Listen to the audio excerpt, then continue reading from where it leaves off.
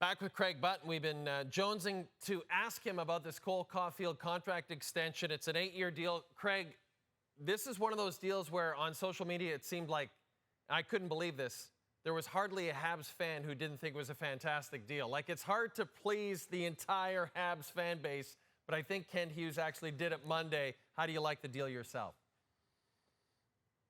Well, I mean, the first thing is that Cole Caufield signing this contract for 8 years has to feel the most comfortable with it. And you don't sign it unless you feel that way. And obviously there's discussions that go on, but Cole Caufield is a really important player for the Montreal Canadiens now and certainly into the future. And when you think about him and Nick Suzuki, two of their very best players, now signed long-term with really good contracts, this is really important for the Montreal Canadiens. It gives them options to look at other players, a little bit of cap flexibility in different areas. And Cole Caufield and Nick Suzuki, they're both cut from the same cloth. And that cloth is one that says, you know what, I'll be happy with my contract. And now the contract with Kent Hughes is make sure you build a team. Make sure you build a team that can help us win. Because those two guys are winners. And that's what they're focused in on.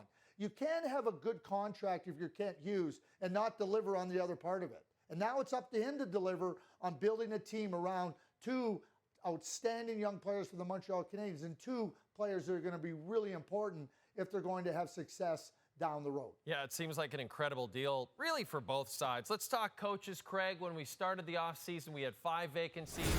Nashville added to that with 6. And here we are, the Anaheim Ducks naming 60-year-old Greg Cronin head coach Monday. He was the head coach of Colorado's AHL affiliate. Blue Jackets hiring Mike Babcock. That was first reported by our own Darren Dreger. So that leaves a couple of openings. And Craig, you and I talked about Patrick Roy on Sunday night. You feel he's ready to get back behind the bench in the National Hockey League. Do you think the Rangers or the Flames are a potential fit for Patrick Roy? Well, here's how I look at Patrick Roy, Jay.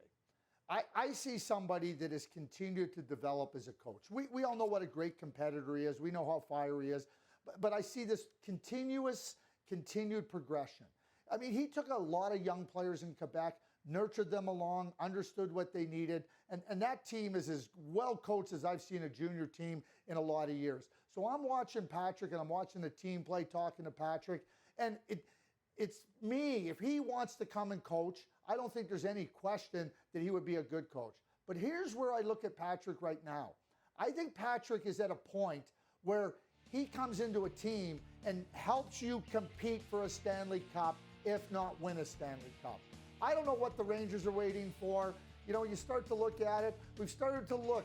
You remember Del Harris? You remember Del Harris, Jay? Yeah, Dallas. The basketball coach? Yeah, for sure. He was a really good basketball coach.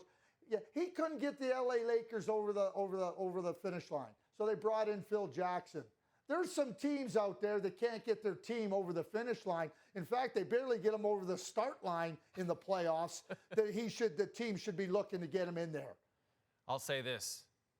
The late, great Leslie Nielsen, great Canadian actor, would have played a terrific Del Harris in a movie, but that's for another time. Craig, Marty Biron was on the show yesterday. He had a fascinating take to me about Mike Babcock because Marty had played for him at the World Juniors, and he felt that Columbus was actually a great fit for Babcock and a great way for him to get back into the league. What do you think? Do you think Columbus is a good fit for Babcock? Yeah, I do. I couldn't agree more with this and that.